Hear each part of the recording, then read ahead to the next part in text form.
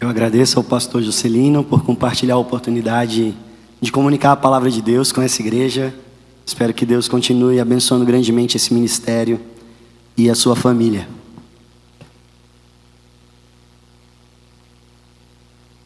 Eu vou me apresentar um pouco, eu acho que eu não fiz isso ontem também. Eu sou pernambucano, nasci em Olinda, mas sou filho de missionários. Então de Pernambuco fui para Paraíba, Bahia, São Paulo, voltamos para Sergipe, depois Pernambuco, voltei para São Paulo e agora eu estou no Piauí. E é impressionante ver como Deus ele nos direciona e nos move de modo intencional. Ontem compartilhei com os irmãos a ideia, o princípio de mudança de mentalidade.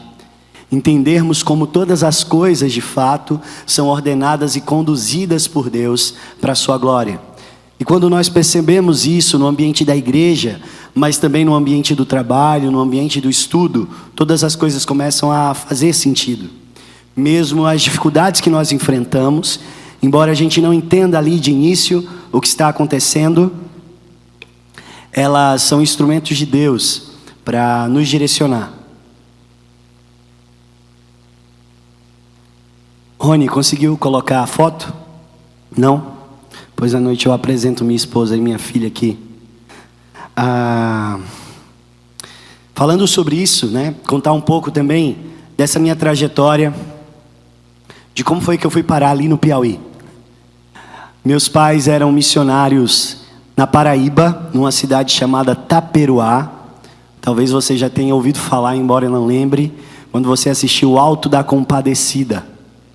O Alto da Compadecida acontece em Taperoá. Era ali, naquela cidadezinha ali, que permanece do mesmo jeito até hoje, onde meus pais faziam ministério nessa época. E nós recebemos então, enquanto estávamos ali, um grupo de seminaristas que vinham do Palavra da Vida de Atibaia, em São Paulo.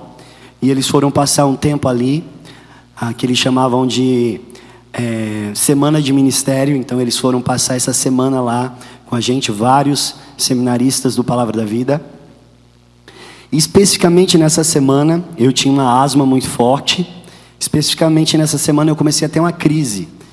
E se você se lembra um pouco de como era a cidade no filme, dá para perceber que ali não tinha muito como tratar esse problema. Então geralmente a gente saía de Itaperuá para Campina Grande para fazer meus tratamentos.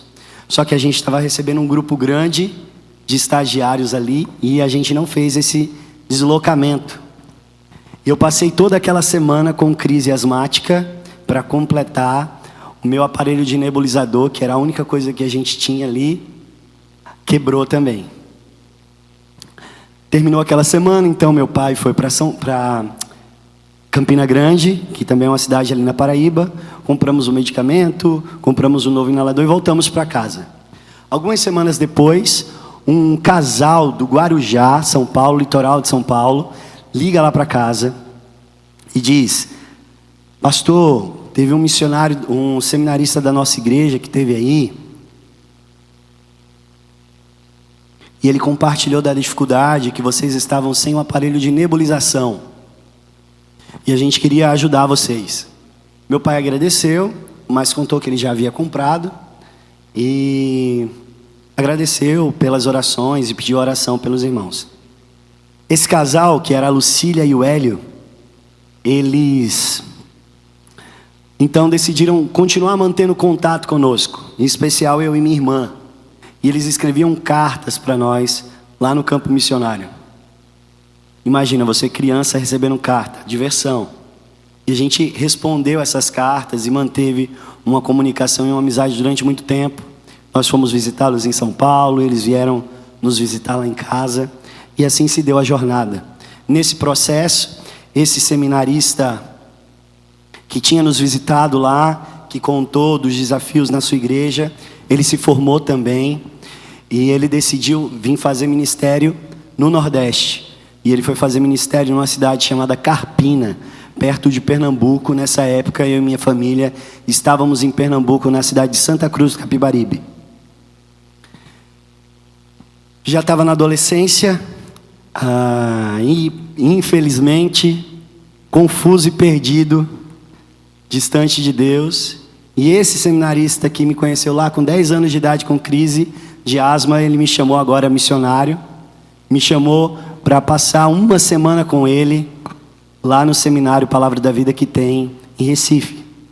Eu fui para lá. E nesse seminário, nesse lugar, Deus falou de modo muito precioso comigo, confrontou o meu pecado, a minha hipocrisia e me chamou ao ministério. Interessante que não tínhamos condições financeiras para que eu fosse para Atibaia, Seminário Palavra da Vida, lá em Atibaia, em São Paulo, para os estudos. A mensalidade lá era e continua sendo muito alta. Meus pais não tinham condições para isso. Mas o casal lá do Guarujá ficou sabendo do meu intento de ir para o seminário. E eles decidiram então que, como eles não puderam me ajudar lá com 10 anos, eles me ajudariam agora na minha formação de seminário. E assim foi. Fui para Atibaia e concluí meus estudos ali. E quando eu estava terminando os estudos, aquele missionário dos 10 anos de idade, que me conheceu lá, me chamou lá em Pernambuco para estar com ele uma semana, disse: olha, eu estou trabalhando agora no Piauí, e você está me devendo você vem ficar 1 ano comigo aqui, depois você faz o que você quiser. Concluindo então o seminário, fui parar lá, aqui, não, é lá no Piauí mesmo, aqui é Maranhão, né? Lá no Piauí, na cidade de Picos. E eu disse: Josué, eu já estou há 4 anos no internato, o Seminário Palavra da Vida é internato. Então eu morava lá, comia lá, dormia lá, tudo naquele ambiente. Preciso de igreja, preciso de uma igreja para congregar. Ele disse: eu sei qual é uma igreja interessante aí que você vai gostar. E ele me levou para conhecer Floriano. Morando em Picos, ele me levou para conhecer a igreja Batista El Shaddai lá em Floriano. Cheguei lá em Floriano, conversei com o pastor Marcelo, conheci os irmãos, e algo me chamou muita atenção ali, a maneira como a vida comunitária, estar com pessoas era extremamente importante. Compartilhar das suas dificuldades, as suas dores era muito importante, e gostei muito daquele ambiente. Então, eu fugia de Picos nos finais de semana para ir para Floriano, combinava com o pastor Wellington: ei, eu vou aí. E levava bronca às vezes do Josué, que era o chefe, até que o Josué chegou um momento e disse: cara, não dá certo, é melhor tu se mudar logo para Floriano, porque senão a gente vai ficar nessa confusão aqui. Fui para Floriano, e aí Deus direcionou todas as coisas. Eu saí, passei o ano que eu estava devendo para ele, e então fiquei ali na igreja, onde casei e tenho exercido o meu ministério. Deus, Ele escreve para cada um de nós a nossa história de modo providencial. Por que eu tinha asma? Por que o inalador quebrou naquela semana? Por que o Josué? Por que a igreja do Guarujá? Naquele momento, eu não podia entender muita coisa. Mas hoje eu vejo como Deus estava traçando cada uma das etapas da minha vida. A minha formação, a preparação da minha esposa. Eu me formei em educação cristã, além de pastoral. Estudei educação clássica. Fui parar numa cidade que eu não tenho parente nenhum, no estado que eu não conheço, não tenho parente, não tenho família nenhuma, numa igreja que tinha expectativa, desde 2010, de abrir uma escola cristã. E lá eu cheguei com um conhecimento que eu vinha construindo, encontrei uma esposa que é pedagoga, e nós começamos a desenvolver um ministério também de educação ali. Não fui eu que eu planejei todas as coisas, não tracei todos os detalhes, mas tinha alguém que vinha me dirigindo. E é quando eu entendo isso, quando eu percebo que Deus age de modo providencial na minha vida, é que aquilo que eu faço se torna de fato vocação. Eu sou um vocacionado enquanto pastor, mas sou um vocacionado enquanto gestor de uma escola, enquanto professor, enquanto administrador. E nós conversávamos aqui ontem com a igreja. Você é vocacionado quando você percebe que tudo na sua vida é conduzido por Deus. Deus age em todas as coisas para o seu bem. A vida cristã não é mero evangelicalismo, não é mera religiosidade. Ela tem impacto profundo de transformação da sua vida e da comunidade na qual você está inserido. E da sociedade na qual você está inserido.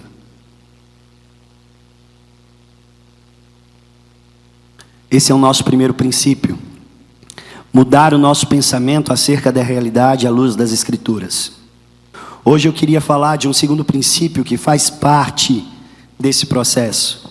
Para que você confronte o entendimento e submeta todo o seu pensamento à obediência de Cristo Jesus, como diz lá em 2 Coríntios, você precisa também de um discipulado intencional.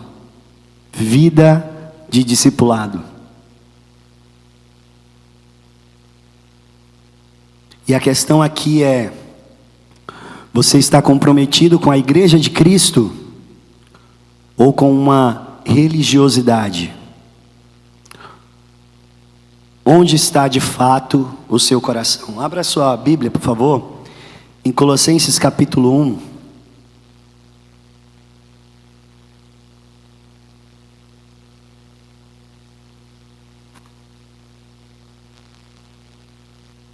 Versículo 28 e 29.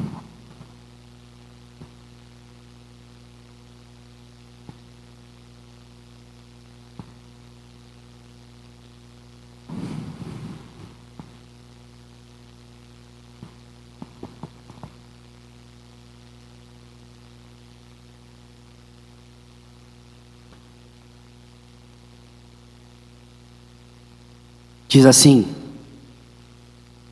nós o proclamamos, advertindo e ensinando a cada um com toda a sabedoria, para que apresentemos todo o homem perfeito em Cristo.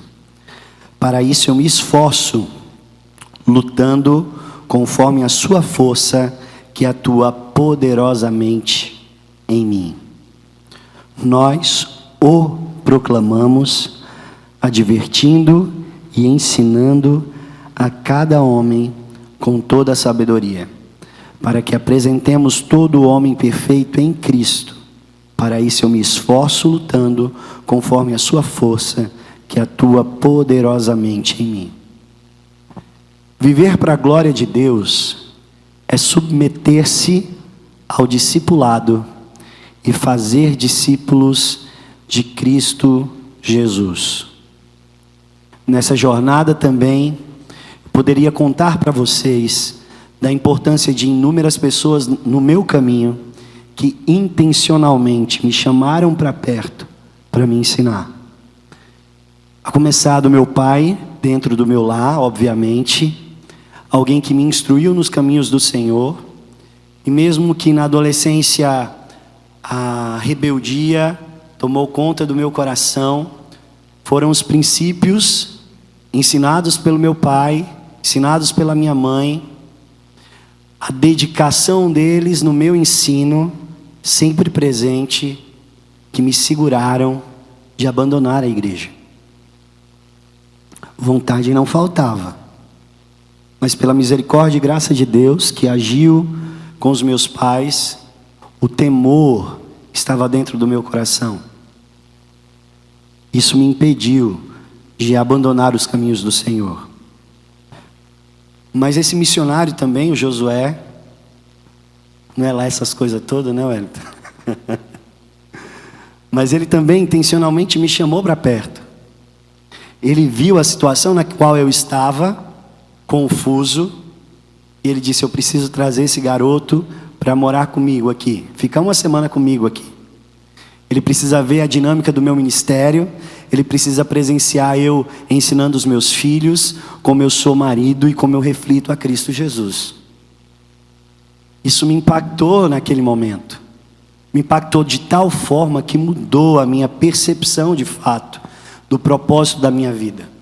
Embora eu não tivesse toda essa compreensão que pela graça de Deus eu tenho hoje, mas aquilo ali foi um fôlego de Deus para dizer: filho, a vida é muito mais do que você imagina.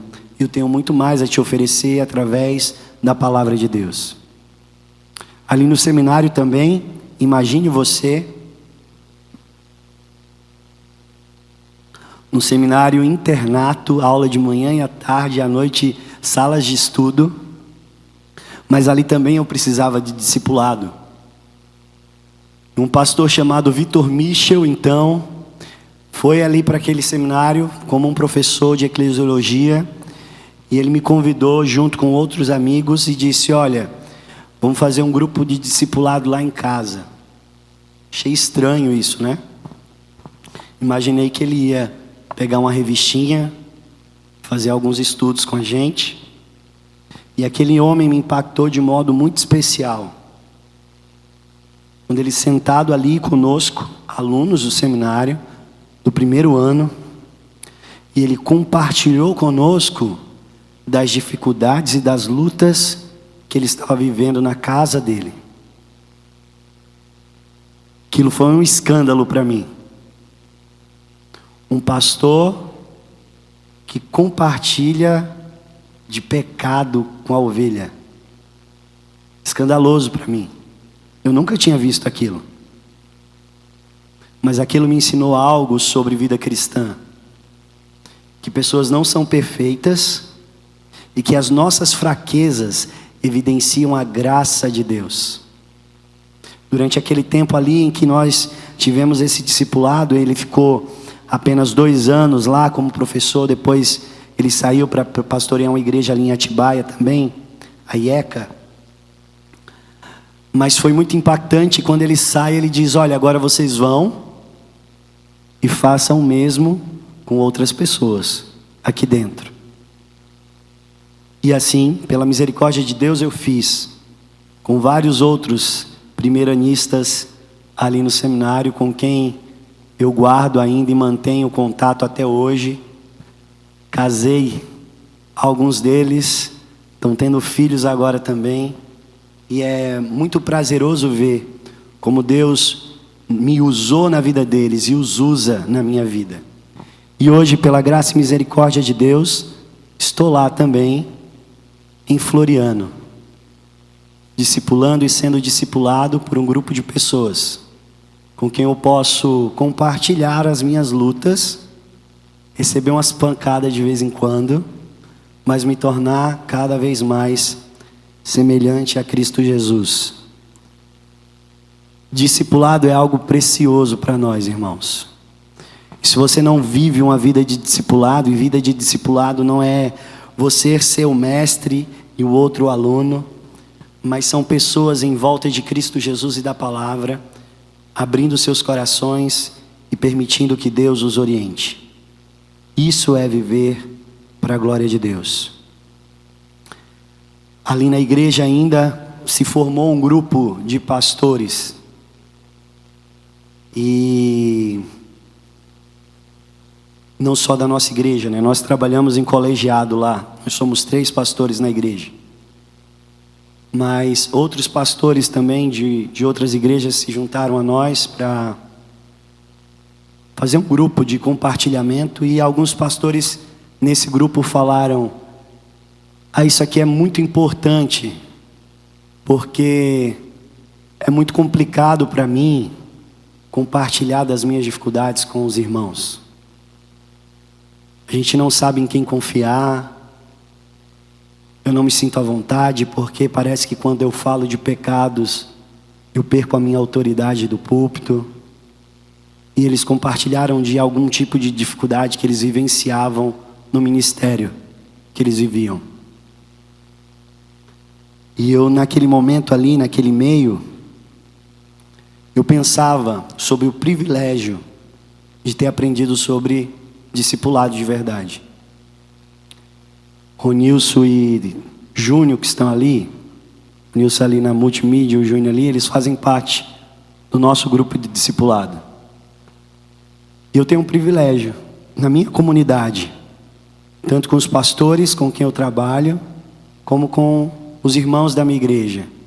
Eu tenho um privilégio de compartilhar das brigas que tem lá em casa, dos pecados que tomam meu coração, e por eles eu sou encorajado, através das Escrituras, confrontado, e me pareço cada vez mais semelhante a Cristo Jesus, porque estamos sentados diante da palavra, aprendendo com o Mestre, que é Cristo.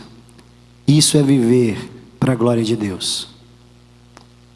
As estruturas, os programas, não podem nos afastar da verdadeira vida cristã. E esse texto de Colossenses, ele nos ensina de modo muito precioso isso. Nós vamos ver aqui os 4 M's. 4 M's. O primeiro M é a mensagem. Nós o anunciamos. Nós anunciamos a Cristo Jesus. Essa é a nossa mensagem.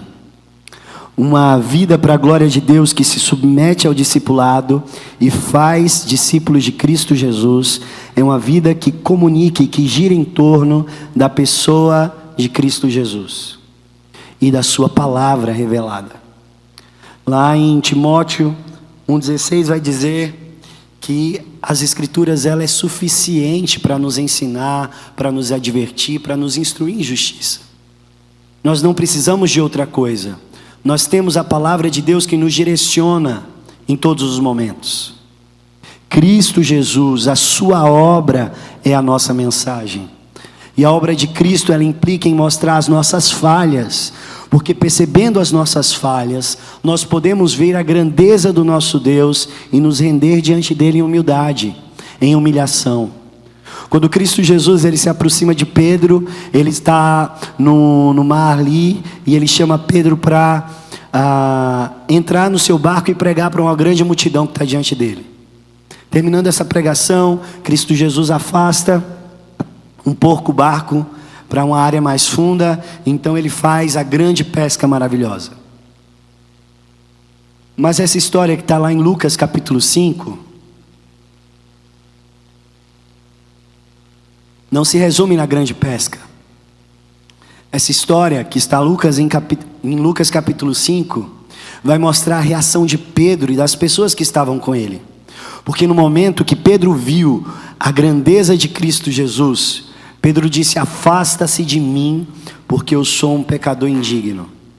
Tu és santo, Senhor. Afasta-se de mim, que eu sou um pecador indigno. É na compreensão da sua pecaminosidade que Pedro percebe a santidade de Cristo Jesus, e é no reconhecimento da sua pecaminosidade que Pedro ouve a voz de Cristo Jesus dizendo para ele: não tenha medo, eu vou te dar um propósito, uma missão. Você será pescador de homens. Não precisamos de outra mensagem, não precisamos de outras ferramentas. Nós temos a palavra, as Escrituras. Para onde você recorre quando está com o coração ansioso, quando está com medo, na sua crise de pânico, corra às Escrituras. Se a Escritura e a palavra de Deus não é suficiente para curar as suas feridas, algo falta aí. Talvez você ainda não tenha se deparado com a santidade de Cristo Jesus, que te diz: não temas. Infelizmente, muitas vezes como igreja, nós temos nos distanciado das Escrituras e bebido em outras fontes, que não são fontes bíblicas. A nossa mensagem é uma, e ela é suficiente. A mensagem é Cristo Jesus.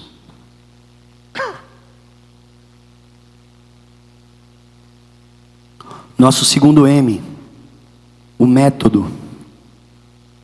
O texto vai dizer: nós o anunciamos, advertindo e ensinando a cada um com toda sabedoria. Sabedoria é clara. Volta lá em Provérbios. O temor do Senhor é o princípio da sabedoria. Você só é capaz de ensinar se o seu coração já estiver rendido a Cristo.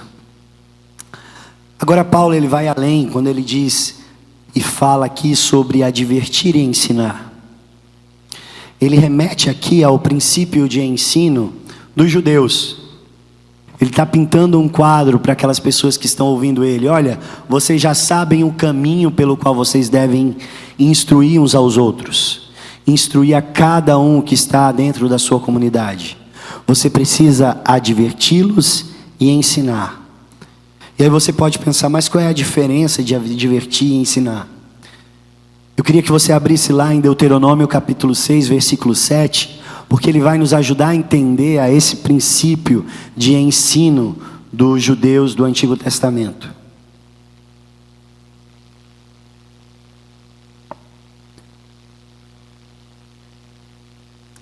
Falando sobre a educação de filhos, Moisés escreve assim: ensine-as com persistência, e ele se refere aí à lei de Deus, aos mandamentos de Deus. Ensine com persistência aos seus filhos, conversem sobre elas quando estiver sentado em casa ou quando estiver andando pelo caminho, quando se deitar e quando se levantar. Existe um método para o nosso discipulado.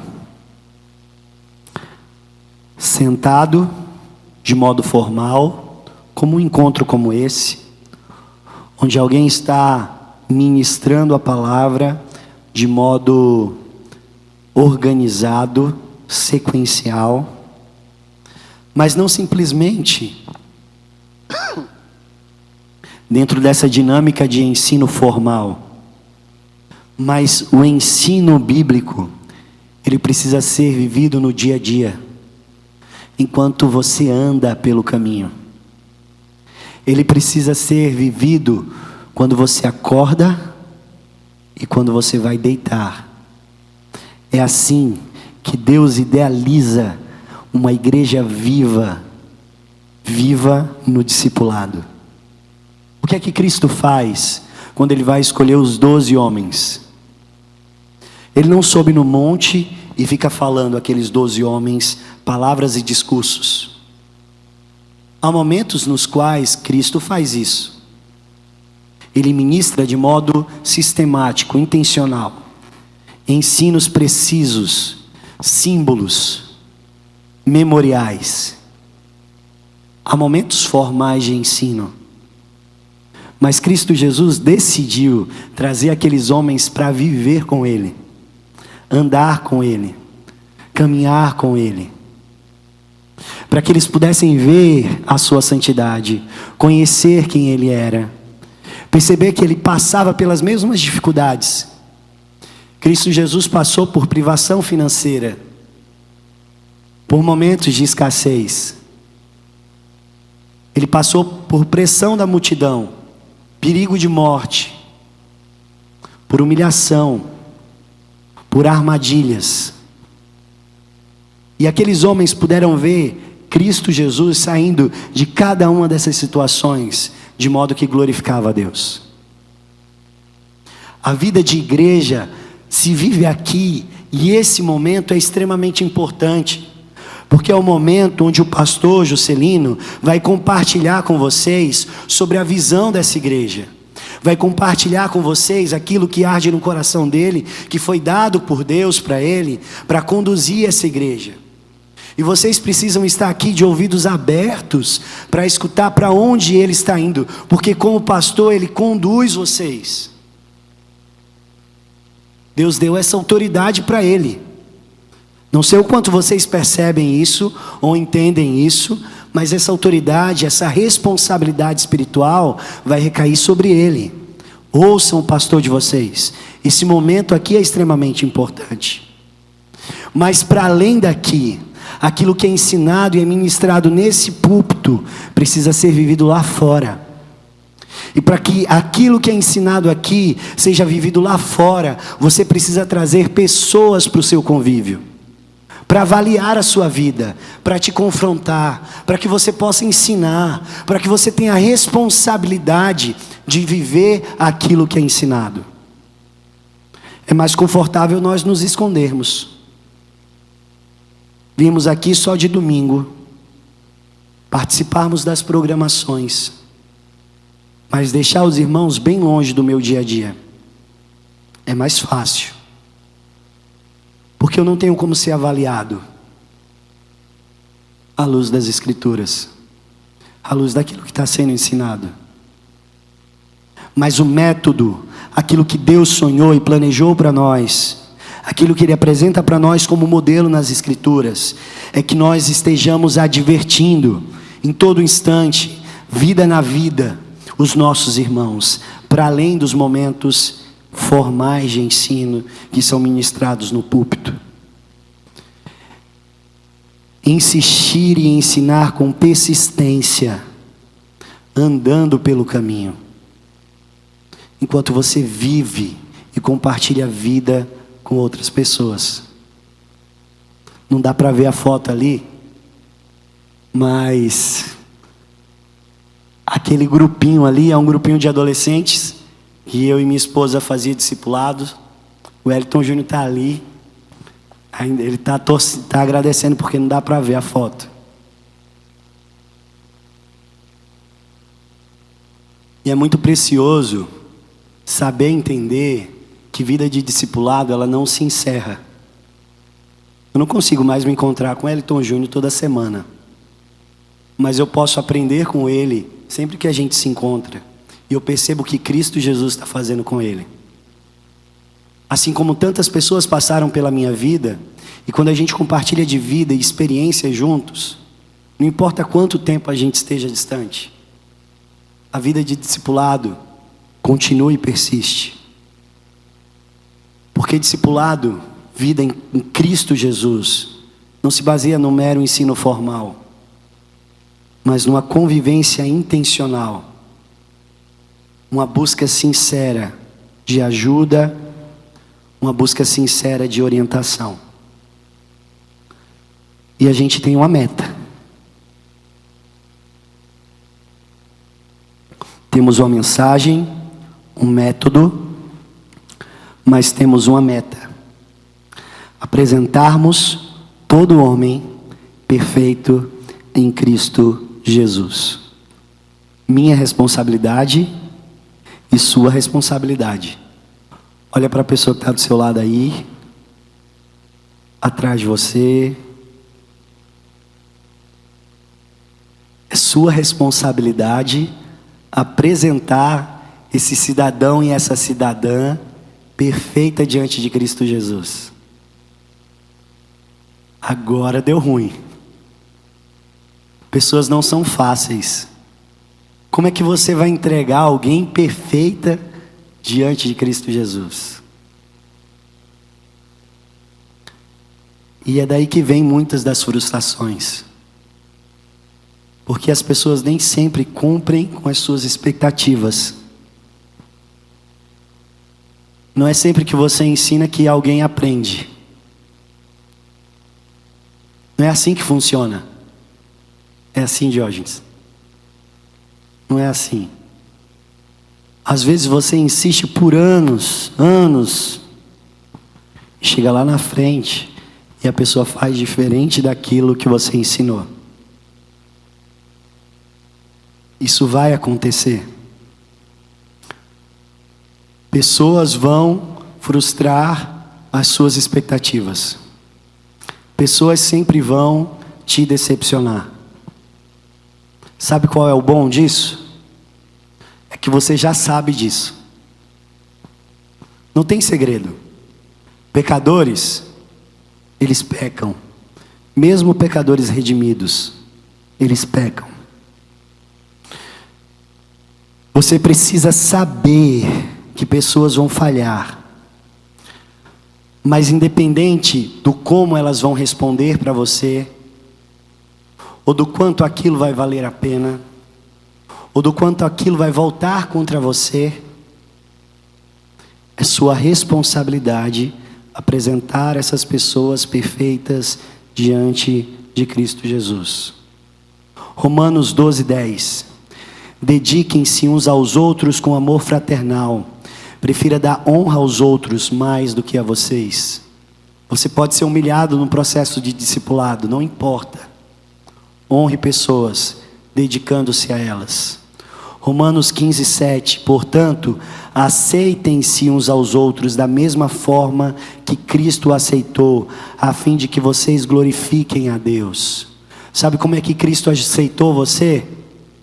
Sendo um pobre pecador, rebelde, que se coloca contra a vontade dele.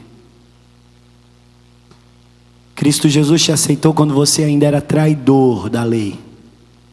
E ele diz: aceitem-se uns aos outros da mesma forma. Efésios 3:32. Sejam bondosos e compassivos uns para com os outros, perdoando-se mutuamente, assim como Cristo perdoou vocês. Efésios 5:21. Sujeitem-se uns aos outros por temor a Cristo. Não é porque é bom, não é porque é sempre agradável, e é muito bom a vida de discipulado, mas não é um mar de rosas. Tem até divisão, né, na vida de discipulado.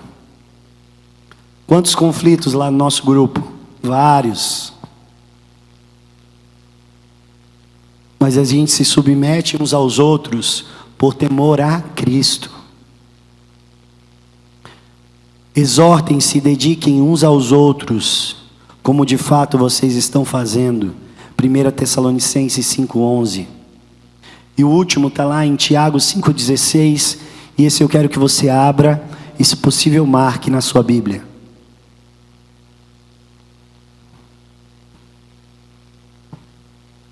Diz assim: portanto, confessem os seus pecados uns aos outros e orem uns pelos outros para serem curados.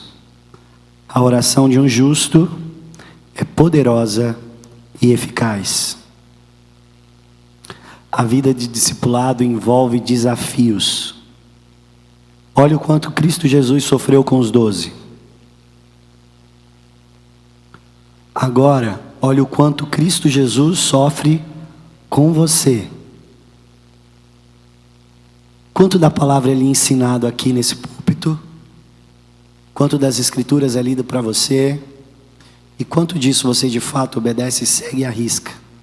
Quantas vezes você vacilou nessa jornada? Mas Cristo, Ele continua te ensinando.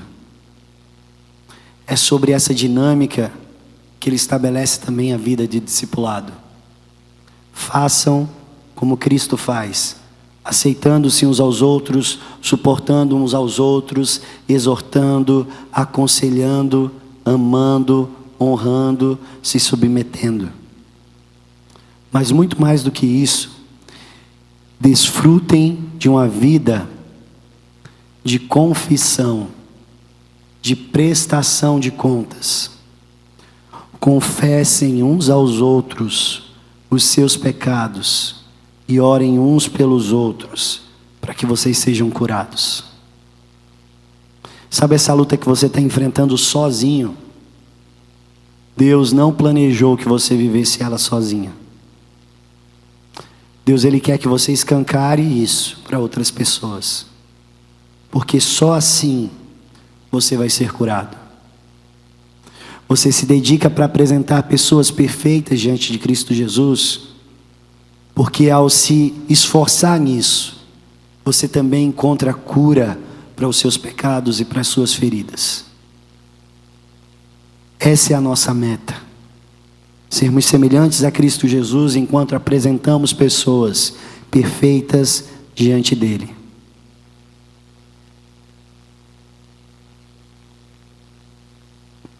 Mensagem, método, meta. E eu quero apresentar para vocês o meio pelo qual nós teremos sucesso diante de tudo isso. Por isso eu me esforço lutando. Para mim é muito preciosa essa parte. Vai ser difícil, mas não só difícil, vai ser doloroso. Essas duas palavras aqui, Paulo ele vai tirar, e ele faz muito isso, né? Ele vai tirar dos Jogos Olímpicos, da figura do atleta.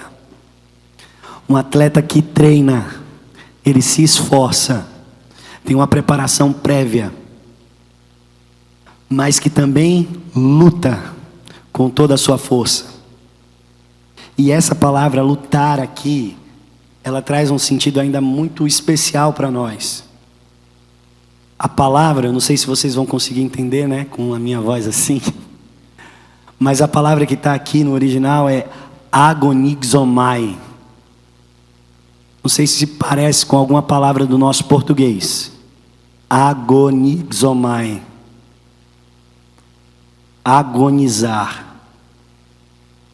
Paulo está dizendo que esses atletas, eles davam tudo o que ele podia dar no seu esforço e no seu treino. E quando chegava na hora da luta, eles lutavam, eles agonizavam para alcançar a coroa, né? Que lá nos Jogos Olímpicos recebiam uma coroazinha. Eles davam tudo o que ele podia. A figura que sempre vem à minha mente aqui é de um atleta que está correndo nessa maratona. E ainda falta muito, e ele já está cansado, mas ele continua dando todo o seu gás, lutando, agonizando para alcançar o seu alvo. A visão dele já está ficando meio embaçada, ele está cansado, com sede, ele não está mais aguentando, ele acha que ele vai desmaiar, mas ele olha para o alvo e ele continua correndo. É difícil, ele acha que não vai chegar no final. Mas quando ele acha que não tem mais força, que ele não vai conseguir chegar no fim, ele fecha os olhos. E quando ele abre, ele está correndo no poder do Espírito Santo que atua nele poderosamente. Eu me esforço lutando, exige esforço nosso, mas é conforme a sua força que atua em mim poderosamente. A força eficaz de Deus que atua poderosamente em nós é que nos faz apresentar pessoas perfeitas diante de Cristo Jesus. Durante a sua jornada cristã, você vai ser tentado a desistir dessas pessoas que estão aqui. Mas se você quer desfrutar do poder eficaz de Deus, a única maneira para você desfrutar do poder eficaz de Deus é se manter na jornada e no propósito que Ele traçou para nós enquanto igreja. É se manter se esforçando e agonizando se necessário for, para alcançar o nosso alvo. E quando você estiver cansado, você vai planar como a águia, porque o próprio Deus vai te levar pelo seu poder eficaz. Nossa mensagem: Cristo. O método: advertindo e ensinando, de modo formal e informal, trazendo pessoas para a nossa vida. A nossa meta: apresentar pessoas perfeitas diante de Cristo Jesus, e nós fazemos isso, pois enquanto nós nos esforçamos, desfrutamos do poder eficaz de Deus. Viver para a glória de Deus é submeter-se ao discipulado e fazer discípulos de Cristo Jesus. Eu queria trazer algumas reflexões finais aqui para a gente encerrar.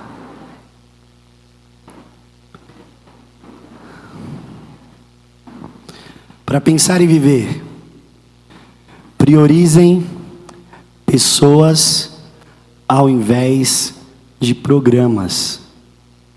Programas, eles são importantes, mas pessoas são muito mais importantes.